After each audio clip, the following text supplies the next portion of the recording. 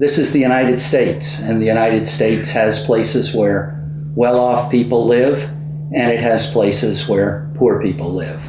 Well, New Jersey is described often as the most urban city, urban state in the country, but it's also the most suburban. And what we really have here is not totally atypical, but perhaps a little bit more extreme. And that is the great divide between the older industrial cities, most of which have gone into significant decline over the last 40 years, and the suburban surrounding territory, which is actively hostile towards the people and the place, because they're afraid that if poverty spills out of the city and begins to affect them, that their property rates and their values will go down. So there's always going to be an effort to try to maintain some distance, both physical and psychological, between the suburbs and the city. And it's that bridge, that gap, if you will, that people are trying to overcome now to make Camden a part of its region again. The communities are so close together.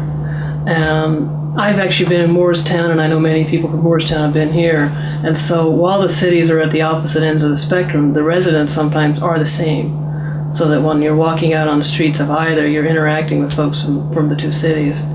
In some respects, it shows the wide diversity in a state like New Jersey. We may be small geographically, but we've got a lot of different areas around.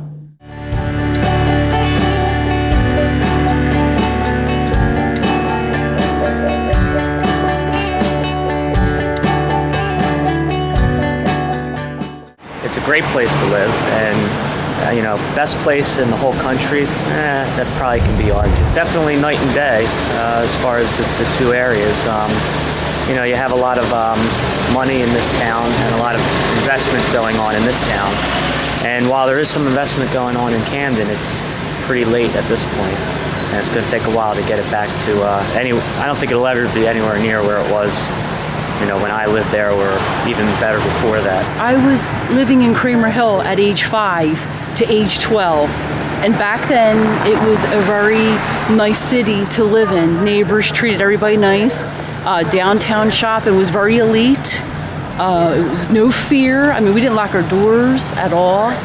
And when I moved out of Camden at age 12 and moved to Pennsauken, that's when things started going down. And I think that some of it has to do with prestige. I think when our society judges how low social group is, that does affect the city. I'm sure when Moorestown was designated the best place to live, it boosted the asking price on any homes that people may have wanted to put on the market. I'm sure it helped their property values. I was born here in 1956.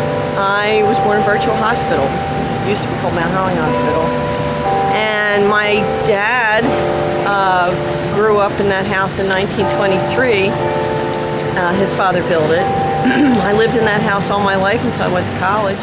Well, I was in an apartment. My daughter graduated from Moorestown High School. And so we knew we wanted to buy a house, and we couldn't afford Moorestown, so we found one in Pennsauken. I was just surprised at the designation to begin with. I'm not sure it's the best place to live, because really Main Street is very populated with economic institutions rather than places that families can go to.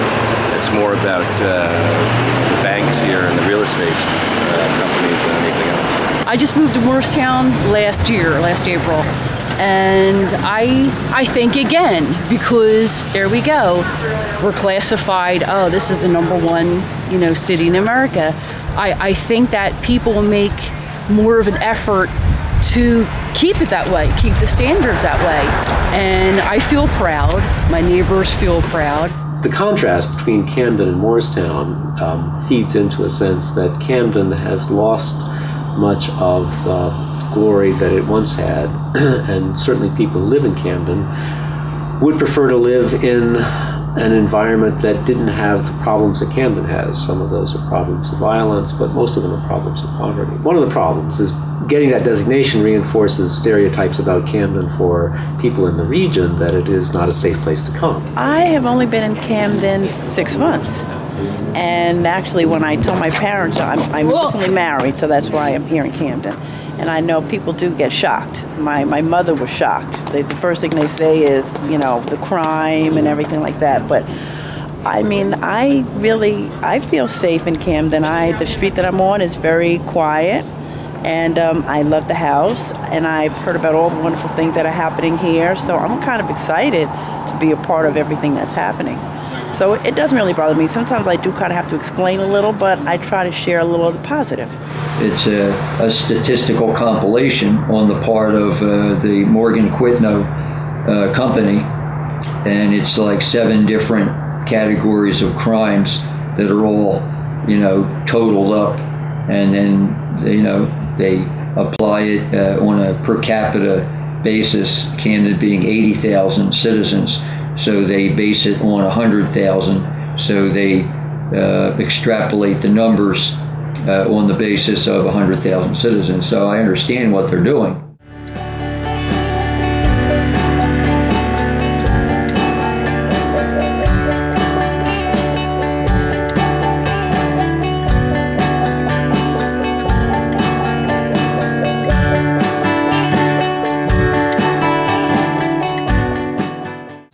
To Moorestown, I mean, that's a whole, different, area. And that didn't really, hearing that was one of the best places to live at didn't really affect me personally, But as far as Camden, I think the lack of programs and community development programs for the children kind of contributes to a lot of things, such as the high violent rates. Being at such a small city, that's the reason why, of course, you can go to any other major city and one pocket or borough will outdo Camden, but the fact that it's a very small city and a lot happens, then that's why, it rates up there, The numbers that they used were misused. If you look on the UCR website, the Uniform Crime Reports, where they get those numbers, they actually stay on there. You should not be using the rank cities. Even if the numbers had value, the idea of ranking them and then charging money for them, they're actually making money off of fear. When you use one label to describe a city, it's difficult to understand that the city is not the same everywhere. And so if you pick a city like Camden, when you say it's the most dangerous or the least safe, there are parts of the city that are fairly rough, but it doesn't mean that if you drive through on the way to jury duty or to attend some conference that you're going to be shot. And a lot of people are under that impression because that's what Morgan Quitno says. Well, needless to say, a lot of people in Camden are not happy to have this kind of designation. In the 1980s, Time magazine wrote a similar kind of story saying under the headline, "Who could live in Camden?" And the reaction, of course, was to be incensed. 80,000 plus people lived here, and they didn't like to be told that no one could live here. And of course, they do live here. So it's a matter of trying to fight stereotypes as well as to overcome the negativity that comes along with a kind of reputation that makes it more difficult to gain the resources that are necessary to get the city back in balance again. Everything has a label. You can give anything a label, but the reality is when I walk down the streets, do I feel safe? When I go home, do I feel safe? And no, I don't. I know many people are victims of violence. I really don't have any trust in the police department. So I've dedicated my life to making other people feel safe also by getting a good education and doing whatever you can for your community.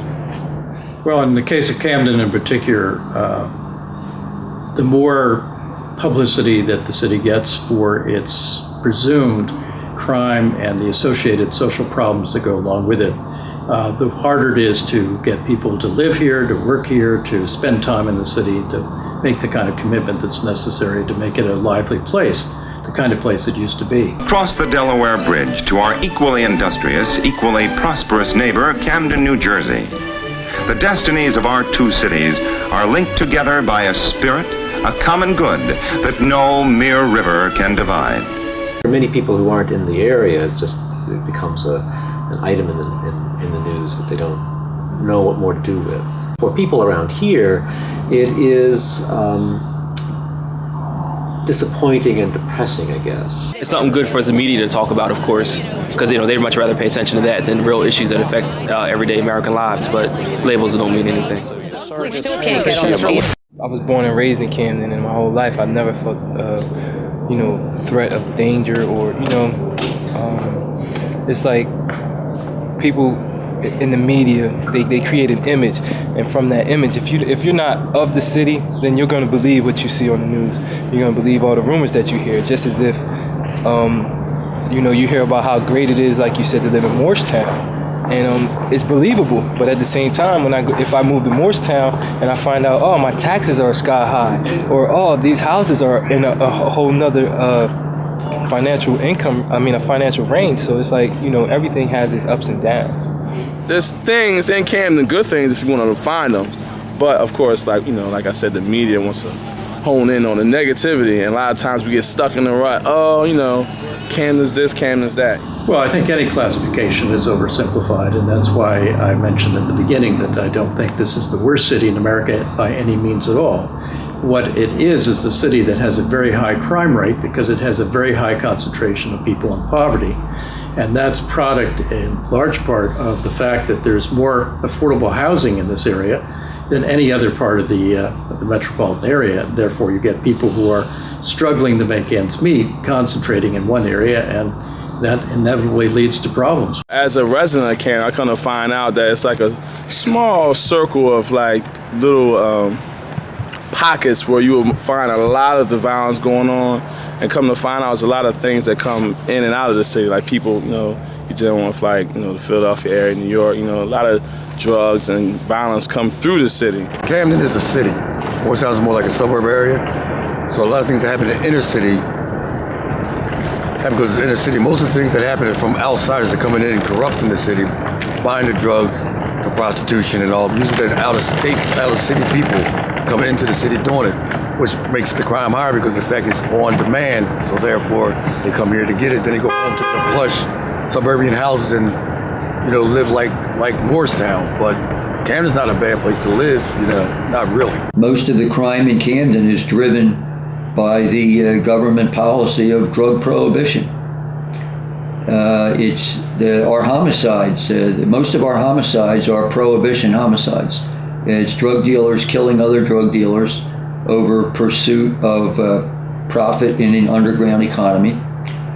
Drug dealers killing customers, occasionally customers killing drug dealers, and innocent people being hit in the crossfire. All those upper middle class suburban towns benefit by using Camden as the dumping ground for things they don't want. For instance, all of Camden County sends its sewage to be treated in the waterfront south neighborhood of Camden. When a homeless person shows up in Cherry Hill or one of those towns, possibly even Moorestown, they don't have homeless shelters there.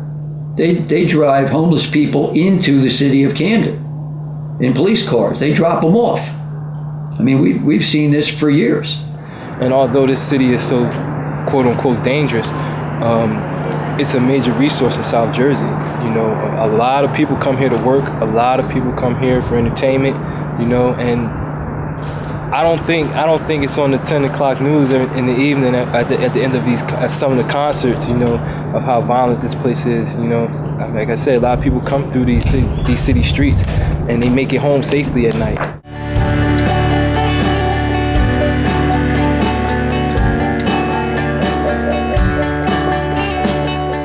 Yeah, the heroes of Camden are the people who live here and the people who work here, the people who've made a commitment to it. The heart of the city is found in its neighborhoods, and it's found in the people who find a way to stay there. I try to help as many people as possible, younger children, let them, see that it's not all, the violence is not all that there is to Camden. I really believe it's not where you live, it's how you live.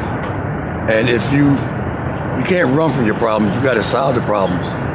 And if everybody just leaves Camden and just forget all about Camden. But the funny thing about people that work in Camden, people that live in Camden, a lot of people that work in Camden don't live in the city.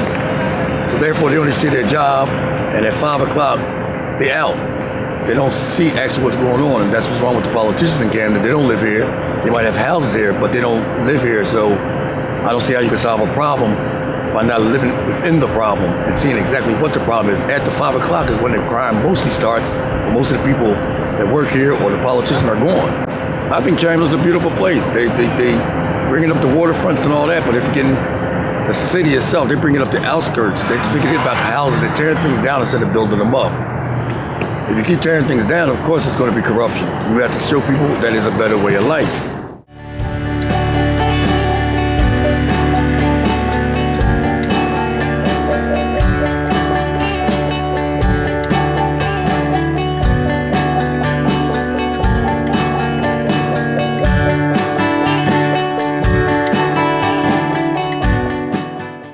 It speaks to the need for looking at our situation in a regional framework. Moorestown and Camden are 10 miles apart. They're certainly close together by almost any standard, and so the problems of one need to be fit into the context of the successes of the other. The United States has been a tremendous failure in dealing with issues of racial discrimination and issues of class division. It's one of the great failures in the Western world, as a matter of fact. Where are we now? Going on 150 years after the Civil War, for instance, and we're still pulling out the shards of discrimination and racism throughout our society. We're in a situation where since 1980, our situation of poverty and inequality has worsened considerably, so that our record on inequality is worse than many of our similarly well-developed neighbors in Western Europe and elsewhere in the world. We have a state Supreme Court which has ruled very definitively that every community has its fair share of responsibility to provide affordable housing. It's been very slow to get to the point where there's a significant integration, if you will, of income levels in the metropolitan areas of our state and our country. And that slowness, that divide, which keeps the cities and the suburbs separated by race, by income, is a very deep one, and one that we need to overcome. If we don't do that, if we don't bridge the gap between the Moorestowns and the Camdens and Camden and Pennsauken, a town that's right next to Camden, we're going to have a very hard time seeing Camden come back, because as long as so many people are trapped in the city, they're going to have a hard time maintaining, sustaining the services that are necessary and paying for them. We really need to achieve an integration over a long period of time, and that's going to take some time. I'm also not one who wrings his hands in great despair over the particular ranking of one city or another. We're dealing with inequalities here that are strongly ingrained in American society. We're dealing in problems that are going to take us a while to right. Please dress well. There are miles of defeat ahead.